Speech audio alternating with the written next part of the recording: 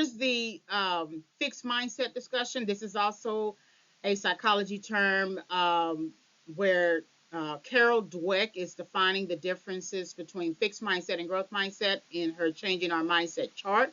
And you can conduct a Google search to find that information. So people provoke you to adopt a fixed mindset.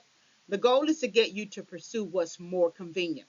And so people don't like challenges. They honestly just don't like. Most people would rather, if you just give it to them, it will be a much better thing. But then there are some people who actually like challenges. They like to learn. They want to do better, right? They don't want to live in a certain kind of way. Not everybody is gung ho about learning something new or or adopting the challenge to learn and stick with the course and things like that. Things get hard. The average athlete still might like to run, jump, and play ball and things like that, but they know, but that athlete knows that he or she has to get out there every day and train that body, and discipline that body and learn about their own body. And not all, they don't always want to do that, but they do it because they know that's what they have to do. And so the goal, when a person is provoking you to a fixed mindset, their goal is to get you to accept what's coming. Why do you need college? Why can't you just be a good person? Why can't you just go and go get a good job? Why can't you just go to the military? Why do you have to go to college? What's wrong with going to college? College, all college is this is what I tell people all the time. All college is that you have so much knowledge that you have a knowledge base, a base of knowledge, everything all the way leading up to high school graduation. So then where are you going to take yourself? Where are you now going to take yourself? Are you going to take yourself to a professional arena, another type of workforce arena, a college arena, a military arena? But you got to add to your knowledge base. It doesn't make any sense for you to think that you can still operate with the current knowledge base you have when it's already limited in the world that you have to operate. The college the uh, diploma is the minimum you need to have.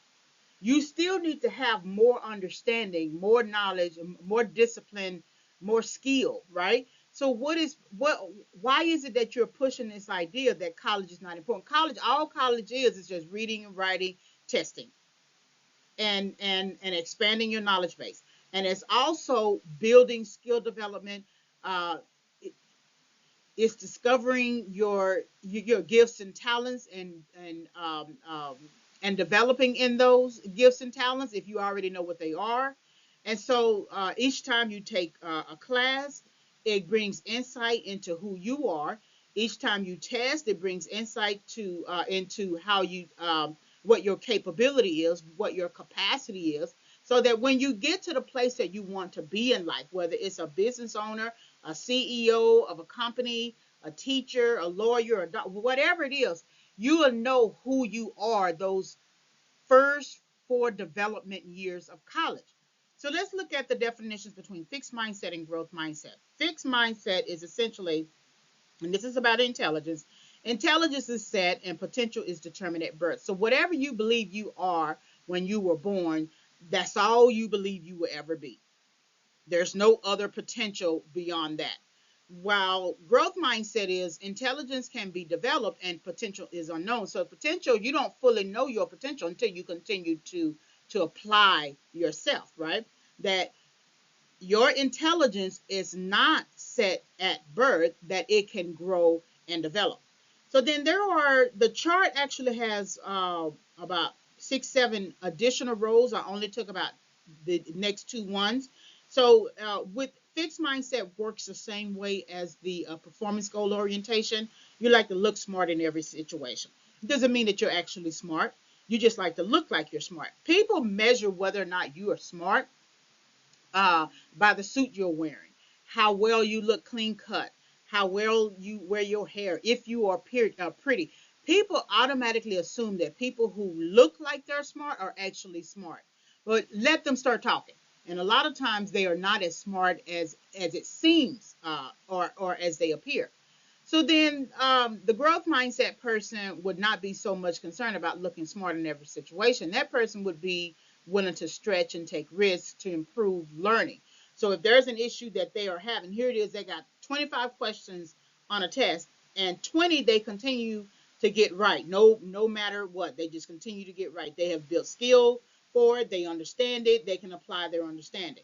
But the last five are the five that they struggle with and they can't figure it out and they don't know why. And so that's where they begin to stretch themselves, which means they are embracing the challenge of trying to figure out why they are struggling with the five. Whereas the fixed mindset would avoid the challenge altogether, because these are the fixed mindset are the types of people who say who like to say, I'm an A student. I'm an A student.